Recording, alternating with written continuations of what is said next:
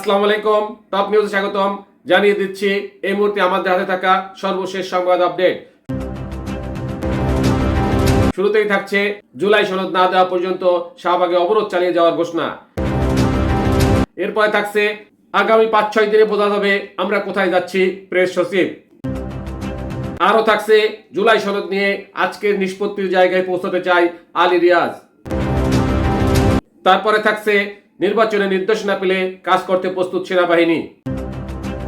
সর্বশেষে থাকছে গণ অভ্যুত্থানের পর বাংলাদেশের রাজনীতিতে ডানপন্থীদের উত্থান নিয়ে আলোচনা কেন। এতক্ষণ শুনলেন আপডেট সংবাদগুলো শিরোনাম, এবারে বিস্তারিত। জুলাই সনদ না দেওয়া পর্যন্ত শাহবাগে অবরোধ চালিয়ে যাওয়ার ঘোষণা। জুলাই সনদের দাবিতে রাজধানী শাহবাগ মোড় অবরোধ করেছে জুলাই যোদ্ধারা। বৃহস্পতিবার ৩১ জুলাই বেলা ১১টার দিকে শাহবাগে জড়ো হন তারা।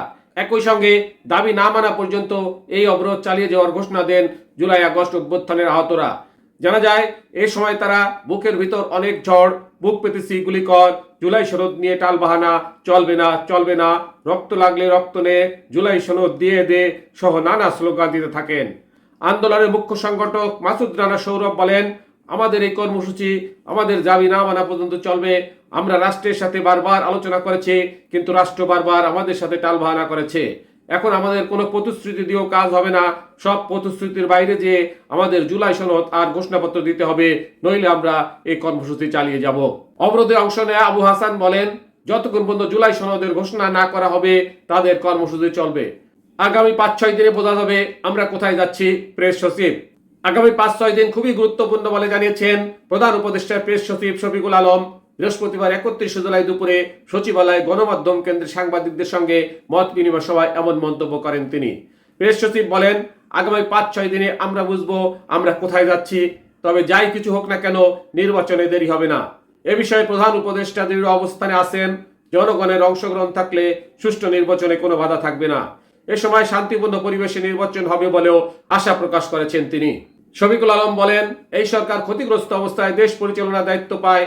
সেখান থেকে দেখলে অন্তর্বর্তী সরকার ভালো কাজ দেখাতে পেরেছে বলা যায়। চাঁদাবাজির বিষয়ে প্রেস সচিব বলেন, এ বিষয়ে সরকারের জিরো টলারেন্স, প্রমাণ পেলে যে কারোর বিরুদ্ধে ব্যবস্থা নেওয়া হবে।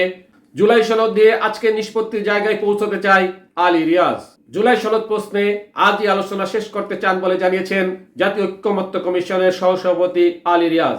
তিনি বলেছেন, আমরা আশা করছি আজকের মধ্যে সব বিষয় নিষ্পত্তি করে আলোচনা শেষ করতে পারবো। যেসব বিষয় ঐক্যমত্য হয়েছে সেগুলো এবং যেসব বিষয় ভিন্ন মত থাকবে সেগুলোর তালিকা আপনাদের জানানো হবে। সেই ভিত্তিতে একটি পূর্ণাঙ্গ দলিল তৈরি করা হবে এবং সকল দলের স্বাক্ষরের মাধ্যমে তাকে চূড়ান্ত রূপ দেওয়া হবে। আমরা আজকের মধ্যেই নিষ্পত্তির জায়গায় পৌঁছাতে চাই। আজকের আলোচনার পরে আমরা চূড়ান্ত তালিকা তৈরি করে আপনাদের জানাবো এবং আশা করি সবাই তাতে স্বাক্ষর করবেন। এটাই আমাদের আজকের উদ্দেশ্য, আর সেই উদ্দেশ্য পূরণে আমরা প্রতিশ্রুতিবদ্ধ। বৃহস্পতিবার ৩১ জুলাই ফরেন সার্ভিস একাডেমিতে রাজনৈতিক দলগুলোর সঙ্গে দ্বিতীয় ধাপের সংলাপের ২৩তম দিনের সূচনা বক্তব্যে একথা বলেন তিনি। আলী রিয়াজ বলেন, সনদের টেক্সট নিয়ে ইতিমধ্যে আপনাদের পরিবর্তন, সংশোধন বিষয়ক মতামতগুলো আমরা পেয়েছি এবং তা প্রতিফলনের ভিত্তিতে চূড়ান্ত টেক্সট তৈরি করেছি। সনদে দুটি দিক রয়েছে, একটি হচ্ছে পটভূমি সহ আমরা কি কি বিষয়ে একমত হয়েছি এবং অপরটি হচ্ছে ভবিষ্যতে আবার আলোচনায় বসার প্রতিশ্রুতি। নির্বাচনের নির্দেশনা পেলে কাজ করতে প্রস্তুত সেনাবাহিনী।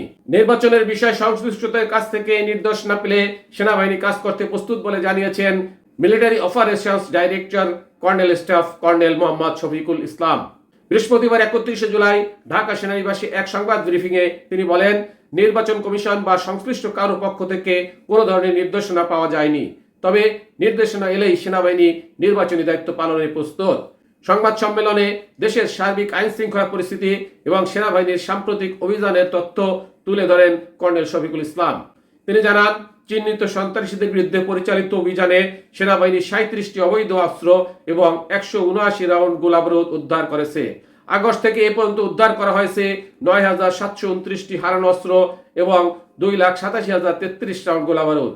হারানো অস্ত্রের মোট সংখ্যা ছিল ১২,১১৯ এবং গোলাবারুদ ছিল ৩,১০,৯৭৫ রাউন্ড। এছাড়াও গত এক মাসে বিভিন্ন অপরাধে জড়িত সন্দেহে ৮১৩ জনকে গ্রেপ্তার করা হয়েছে। অভিযান শুরু থেকে এই পর্যন্ত গ্রেপ্তার করা হয়েছে মোট ১৬,৪৫৯ জনকে। এদের মধ্যে কিশোর গ্যাং, তালিকাভুক্ত অপরাধী, ডাকাত সহ বিভিন্ন অপরাধে যুক্ত ব্যক্তি রয়েছেন বলে জানান কর্নেল শফিকুল ইসলাম। গণ অভ্যুত্থানের পর বাংলাদেশের রাজনীতিতে ডানপন্থীদের উত্থান নিয়ে আলোচনা কেন? আগস্টের গণ অভ্যুত্থানের পর বাংলাদেশের রাজনীতিতে ডানপন্থীদের উত্থানের বিষয়টি নিয়ে নানা আলোচনা তৈরি হয়েছে। সভা সমাবেশ কিংবা সংস্কার ও নির্বাচনের মতো ইস্যুগুলোতে বেশ সক্রিয় ভূমিকা দেখা যাচ্ছে ইসলামপন্থীদের। এ নিয়ে উদ্বেগ প্রকাশ করতে দেখা গেছে রাজনীতিবিদ সহ বিভিন্ন জনকে।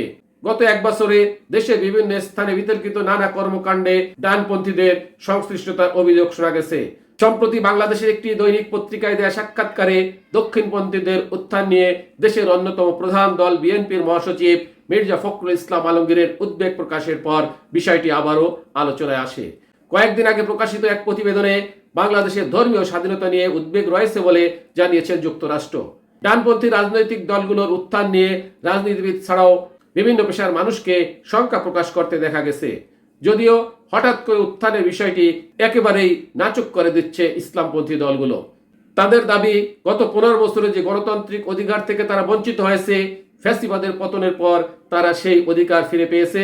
অন্য অনেক রাজনৈতিক দল দৃশ্যপটে অনুপস্থিত থাকায় ডানপন্থী দলগুলোর কর্মকাণ্ড বেশি চোখে পড়েছে বলেও মনে করেছেন কেউ কেউ। টপ নিউজ এখনকার মতো শেষ করছি। আল্লাহ হাফেজ।